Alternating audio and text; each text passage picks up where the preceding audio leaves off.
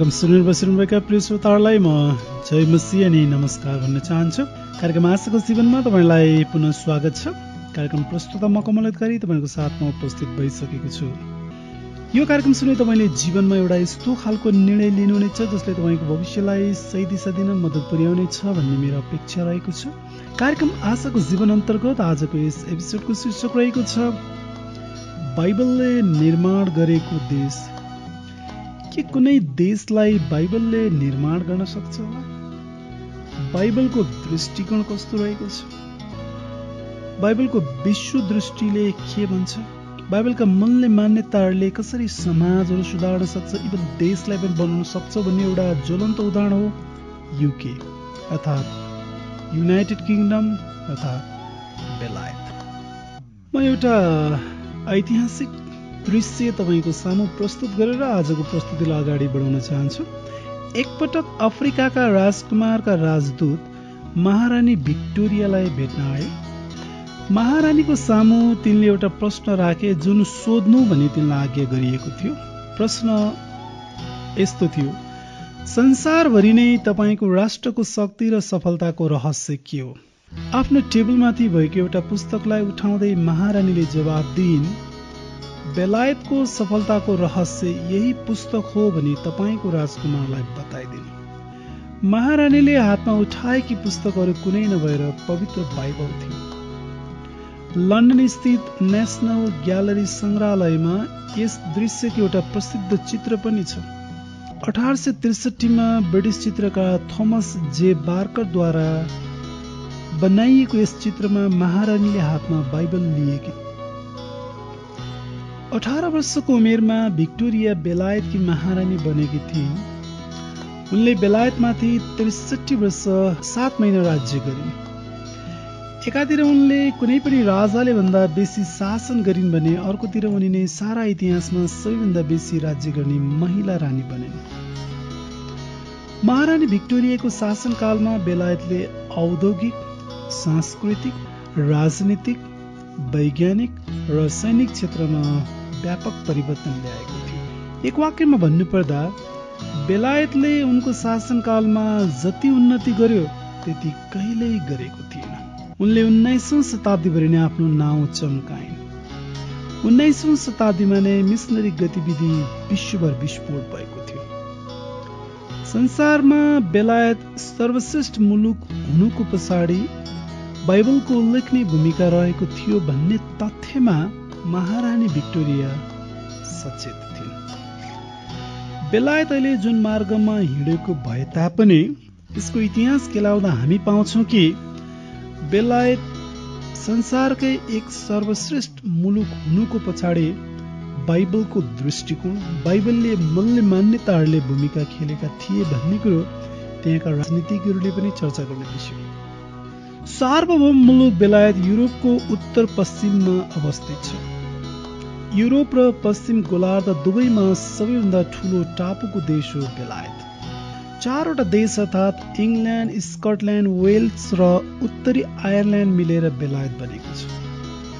बेलायतको एउटा भाग आयरल्यान्डसित जोडिएको छ भने बाँकी सबै भागलाई आन्ध्र महासागरले घेरेको।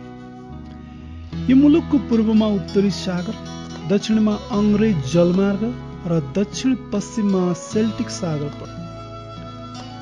याद गर्नुहोस्, उत्तरी सागर, अङ्ग्रेज जलमार्ग र सेल्टिक सागर आन्ध्र महासागरकै हिस्सा हुन्।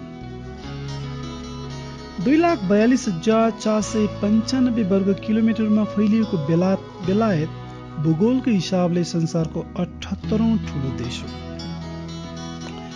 बेलायतलाई विभिन्न नाउँले चिनिन्छ।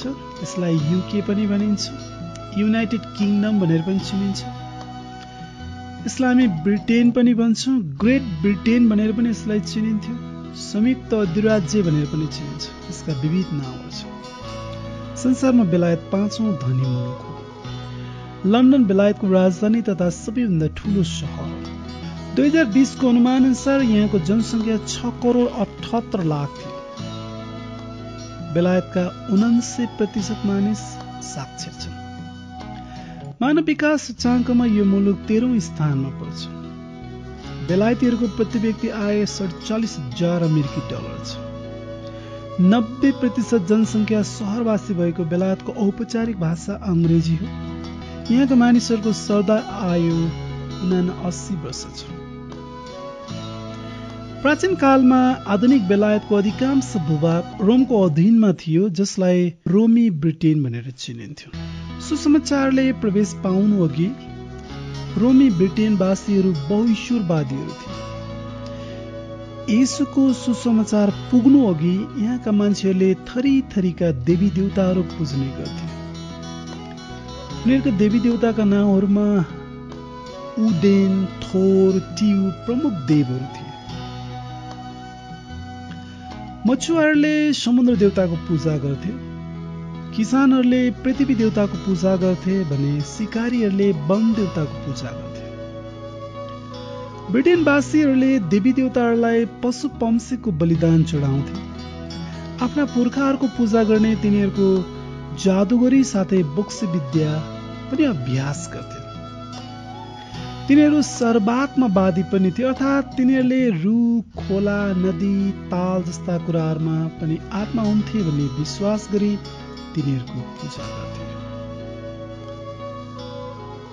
यो हजारौं वर्ष अगाडिको कुरो, तर सुसमाचार पुगिसकेपछि ब्रिटिसहरूमा कसरी रूपान्तरण आयो, परिवर्तन आयो, तपाईँले सुन्दै जानुहुनेछ।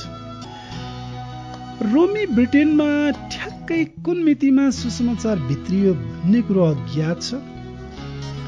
इङ्ल्यान्डका प्रथम मण्डली इतिहासकार भनेर चिनिने भेनेरेबल बेडेका अनुसार दोस्रो शताब्दीको उत्तरार्धमा ब्रिटेनमा सुसमाचार पुगेको थियो। तेस्रो शताब्दीको मध्यतिर रोमी साम्राज्यले ख्रिस्टियनहरूको विरुद्धमा उग्र सतावट ल्याउँदा सतावटका तरङ्गहरू ब्रिटेन स्थित ख्रिस्टियन समुदायहरूमा पनि पुगेका हुन सक्छन्।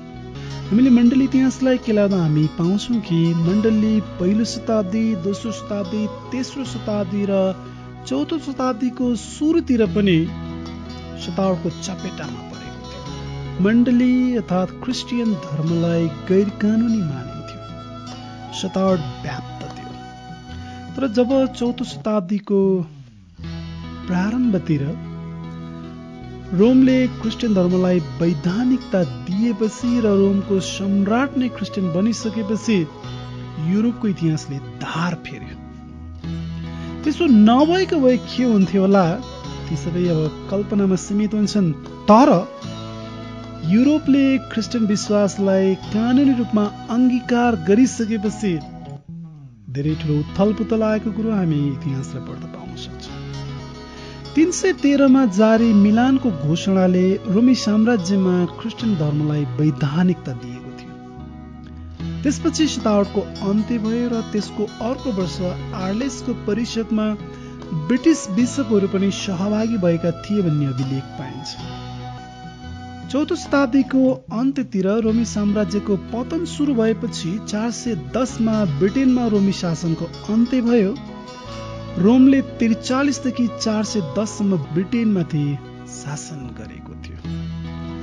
जब ब्रिटेनमा रोमको शासनको अन्त्य हुन्छ, त्यसपछि इतिहास बिस्तारै बिस्तारै रूपान्तरणको रेखातिर लाग्छ। रोमी शासनको अन्त्य भयो, त्यसपछि इतिहासले धार फेर्न थालेको हामी देख्छौँ। ब्रिटेनमा क्रिस्चियन बन्ने प्रथम राजा चाहिँ इथेलबर्ट हुन्, जसले 597 मा मिसनरी अगस्टिनको हातबाट बप्तिस्मा लिएका थिए। नयाँ जन्म पाउनु अघि तिनी मूर्तिपूजक थिए। आफू क्रिस्चियन भए तापनि राजाले जनताहरूलाई जबरजस्ती नयाँ विश्वास अङ्गालन लगाएनन्, किनभने जबरजस्ती गरिएको विश्वासलाई क्रिस्चियन दृष्टिकोणमा उचित विश्वास मानिँदैन।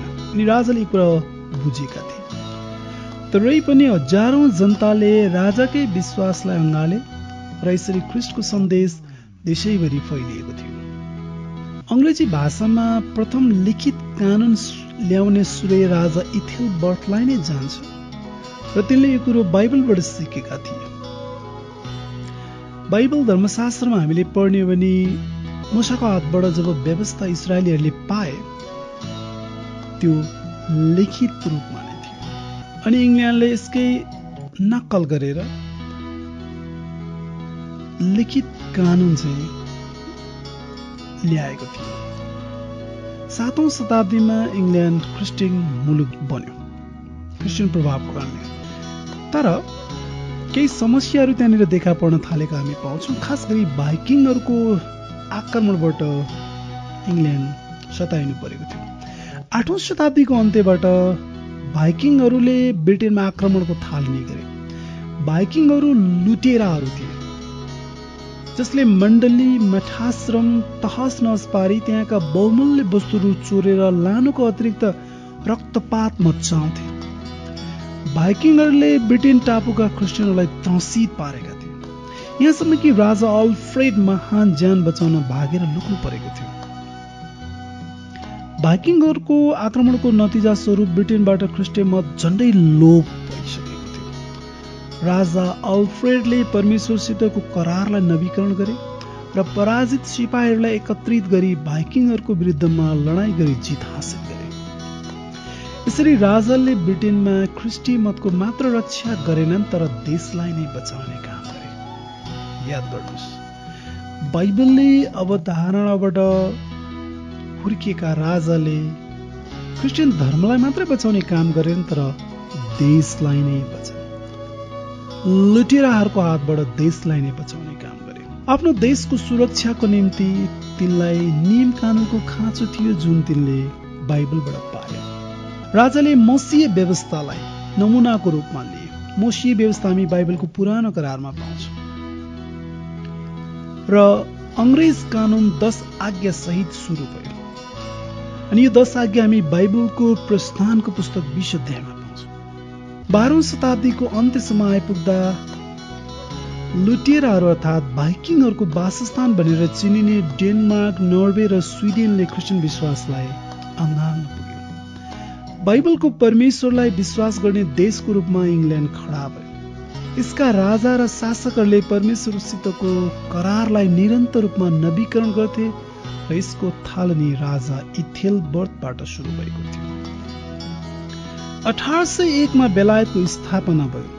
मानव इतिहासमा स्थापना भएका मनज्ञ साम्राज्यहरूमध्ये ब्रिटिस साम्राज्य विशालतम अर्थात् सबैभन्दा विशाल साम्राज्य थियो। कुनै बेला यसले संसारकै 1/4 भूभागमा साम्राज्य गरेको थियो। बेलायत संसारमै पहिलो औद्योगिक मुलुक मात्रै बनेन तर 19औं र 20औं शताब्दीमा यो संसारकै सर्वाधिक शक्तिशाली देश पनि बन्यो। सारा दुनियाँमा आर्थिक, सांस्कृतिक, सैनिक, वैज्ञानिक, प्राविधिक, राजनीतिक, धार्मिक लगायत अन्य मनज्ञ क्षेत्रहरूमा बेलायतको अत्यधिक प्रभाव छ। क्रिस्चियन बेलायतको सबैभन्दा ठूलो धर्म। यहाँका झण्डै 60% जनसङ्ख्या क्रिस्चियन छन्। 26% सहित धर्म नमान्नेहरू दोस्रोमा र 4% सहित मुसलमानहरू तेस्रो स्थानमा। हिन्दू, सिख, यहुदी, बौद्ध धर्मावलम्बी साथै अन्य धर्ममान्यहरूको संख्या न्यून छ। यहाँ धार्मिक स्वतन्त्रता छ। बाइबलले निर्माण गरेको देश हो बेलायत। यसको नीतिशास्त्र, न्याय र कानून, समाजका मूल्य मान्यताहरू, ठिक र बेठिकको बोध, गरिबहरूको सुरक्षा लगायत समाजमा हेर्ने मनज्ञ कुराहरूमा क्रिस्चियन प्रभाव जताततै देख्न सकिन्छ। मनज्ञ अस्पतालहरूको स्थापना, विश्वव्यापी शैक्षिक प्रणाली, झ्यालखानाहरूमा क्रिस्चियन अगुवाको उपस्थिति, कला, साहित्य, संगीत, संस्कृति, सौन्दर्यको बोध आदि जस्ता दर्जनौं क्षेत्रमा बेलायत बाइबल प्रति ऋणी छ। बेलायती राजनीतिज्ञ तथा लेखक मिखाइल गोभ यसरी व्यक्त गर्छन्, हाम्रो सभ्यता निर्माण गर्ने, हाम्रो प्रजातन्त्र स्थापना गर्ने, हक, अधिकार र न्याय सम्बन्धी हाम्रा वर्तमान अवधारणाहरू विकास गर्ने, दास प्रथाको अन्त्य गर्ने, विश्वव्यापी शिक्षाको स्थापना गर्ने, गरिबी, पूर्वाग्रह र अज्ञानताको विरुद्धमा लड्न अग्रपंक्तिमा खडा हुनेहरू क्रिस्चियनहरू नै थिए। बेलायती प्रधानमन्त्री डेभिड क्यामरुनले यसरी भनेका थिए, बाइबल त्यस्तो पुस्तक हो जसले हाम्रो देशलाई मात्र नभई पुरै संसारलाई प्रभाव पारेको छ। याद गर्नुहोस्, यो कुनै गोठालाको भनाइ होइन तर प्रतिष्ठित देशको प्रतिष्ठित प्रधानमन्त्रीको भनाइ हो जो भन्छन् कि बाइबल त्यस्तो पुस्तक हो जसले हाम्रो देशलाई मात्र नभई पुरै संसारलाई प्रभाव पारेको छ।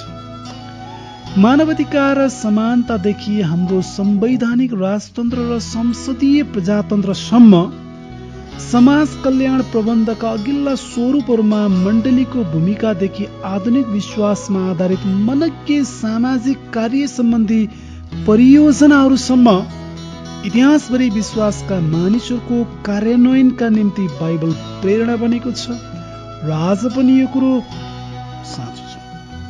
बेलायती राजनीतिज्ञ सर एडवर्डले यसरी भन्छन्, सत्यता यही हो कि बेलायती मूल्य मान्यताहरू ख्रिस्टियन मूल्य मान्यताहरू ख्रिस्टियन मतको प्रभावले नै हामीलाई पृथ्वीकै एक सर्वाधिक सहिष्णु र सफल देश बनायो। के बाइबलीय मूल्य मान्यताले देश निर्माण गर्न सक्छ? के कुसंस्कार, कुरीति, अन्धविश्वास जस्ता अवधारणाहरूमा रमाइरहेका मानिसहरूलाई परिवर्तन गरी बाइबलले तिनीहरूलाई सही बाटोमा डेराउन सक्छ? इतिहासलाई हेर्दाखेरि यसको उत्तर सकारात्मक हुन्छ। नि आज तपाईँले सुन्नुभयो बेलायतको इतिहासको बारेमा। बेलायत कस्तो देश थियो र ऊ कस्तो बन्यो, अनि यसरी सभ्यताको सिडी चढाउनको लागि कुन चाहिँ दृष्टिकोणले बेलायतलाई मद्दत गरेको थियो? यसको जवाब हुन्छ बाइबल। तसर्थ हामी भन्न सक्छौँ बेलायत बाइबलले निर्माण गरेको देश हो। श्रोता, हाम्रो निर्धारित समय सकिने लागेको छ। समय निकालेर सुनिदिनु भएको लागि तपाईँलाई मरिमरी धन्यवाद छ। यो कार्यक्रमबारे तपाईँको कुनै जिज्ञासा वा सल्लाह सुझाव छ भने तपाईँले अप्ठ्यारो नमानिकन हामीलाई सम्पर्क गर्न सक्नुहुन्छ। हाम्रो कार्यक्रमको नाउँ रहेको छ आशाको जीवन। कार्यक्रममा साथ दिनुहुने सम्पूर्ण श्रोताहरूलाई धेरै धेरै धन्यवाद छ। फेरि भेट्ने आशाको साथ कार्यक्रम प्रस्तुतमा कमल अधिकारी तपाईँहरूलाई बिदा हुन चाहन्छु। परमेश्वरले तपाईँ सबैलाई प्रशस्त मात्रामा आशिष दिनुभएको हस्। धन्यवाद साथै जय मसीह।